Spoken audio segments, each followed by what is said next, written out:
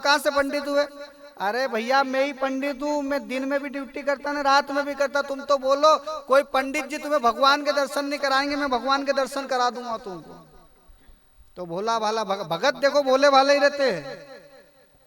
चंट आदमी तो सिर्फ अहंकारी होते हैं, भगत हमेशा भोला ही रहेगा। तो बोले कि तुम भगवान के दर्शन करा दोगे? बोले हाँ भगवान के दर्शन करा दूं। बोले तुमने ना तो धोती पहरी, ना कुर्ता पजामा पहरा, ना कोई मंत्र।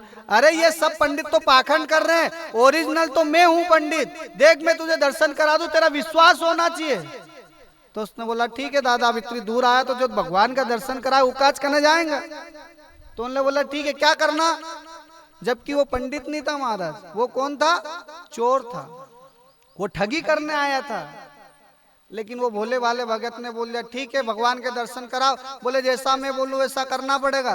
बोले हाँ जैसा आप बोलोगे ऐसा करेंगे। गंगा किनारे गए, गंगा जी के पास कंकु चावल लिया, उसको हाथ में दिए। बोले जब तक मैं तेरे को आंख खोलने को नहीं बोलूं तब तक मत खोल दो। अगर मेरी बिना आवाज के तूने आंख खोल दी तो भगवान के दर्शन नहीं होंगे, फिर मुझे मत बोलना। बोले हो। बोले सारे कपड़े उतार दो। बोले हो उतार दिए। सारे कपड़े उतरवा लिए महाराज, और उसको कंकु चावल दे के बोल दिया कि जय श्री कृष्णा जय श्री कृष्णा जय श्री कृष्णा करते रहे। जब तक मैं मन में से मंत्र बोल के मेरा उच्चारण पूरा नहीं हो जाए तब तक तू आंख मत खोलना, तो भगवान के दर्शन हो जाए। तो बूढ़ो बाड़ो कहीं कहला हाँ ठीक है जैसो को जैसो करूंगा। अब क्या करे, भोला व्यक्ति यही करेगा जो को जो सही। तो महाराज वो आंख बंद करके खड़ा हुआ, वो जय श्री कृष्णा जय श्री कृष्णा जय श्री कृष्णा करता रहा। और वो जो ठगी आया था वो सारे कपड़े लेकर चले गया, उसका सारा सामान लेकर चले गया। अब वो बेचारा ठंड में ठिठुर रहा, जय श्री कृष्णा जय श्री कृष्णा। इतना कृष्णा कृष्णा करा कि वो आवाज वैकुंठ तक चली गई महाराज। और जैसे ही आवाज वैकुंठ में गई, लक्ष्मी जी टल्ला मारी रही के देखी लो तुम्हारा भगत के लिए बनैया है, अबे तो जय ने दर्शन दे दो। तो भगवान ने क्यों जानो तो पड़ेगा। अबे भगवान आया वैकुंठ से न, भगवान ने क्यों भगत कौन आ गया? बोले मैं भगवान हूं। अरे कहा के भगवान, आप डिस्टर्ब मत करो मेरे को, भगवान खुद कह दिया ओके। अरे मैं तेरी तपस्या से प्रसन्न हो गया हूं, तू आंख खोल के मेरा दर्शन कर ले।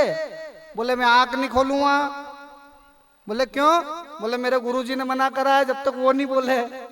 अब गुरुजी तो कड़ा काज गया, अब और धर्म संकट में पड़ गए महाराज।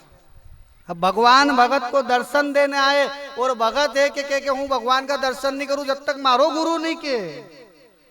भले भगवान भी यही जाए तो मारो गुरु जब तक नहीं के, जब तक हूं आंख नहीं खोलूं। भगवान के वो गुरु नहीं था, वो तो ठगी था, वो तेरे को ठगने आया था। मैं भगवान हूं, तू मेरा दर्शन कर ले।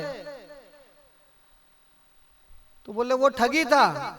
बोले मैं तो नहीं मानू। अरे भैया मैं तेरी तपस्या से प्रसन्न हुआ हूं, वो गुरु गुरु नहीं था, वो जो ले जाना था उसको ले गया। बोले मैं तो आंख नहीं खोलूं।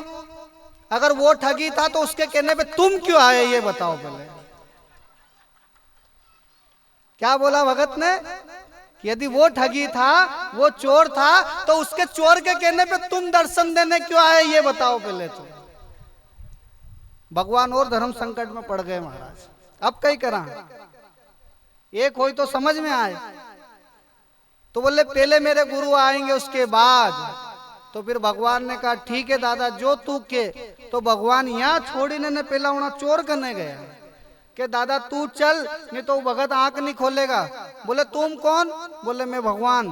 तू चोरी करके आया था, वो तूने कपड़े चुराए थे, लेकिन उसकी तपस्या ऐसी थी कि उसने वैकुंठ से मुझे बुला लिया। लेकिन फिर भी वो गुरु में ऐसी आस्था है उसकी कि वो आज भी तुझे बिना देखे वो मेरे दर्शन नहीं करेगा महाराज। तो उसको लेकर के आए।